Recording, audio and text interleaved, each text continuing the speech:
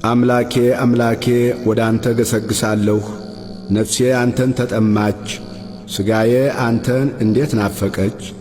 እንጨትና ውሃ በሌለበት በምድረ በዳ ኃይልህንና ክብርህን አይ ዘንድ እንዲሁ በመቅደስ ውስጥ ተመለከትሁህ።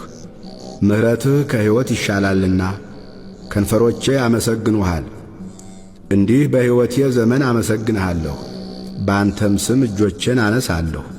ነፍሴ በቅቤና በስብ እንደሚጠግቡ ትጠግባለች፣ ከንፈሮቼም ስምህን በደስታ ያመሰግናሉ። በመኝታዬም አስብሃለሁ፣ በማለዳም እናገርልሃለሁ። ረዳቴ ሆነኸኛልና በክንፎችህም ጥላ ደስ ይለኛልና።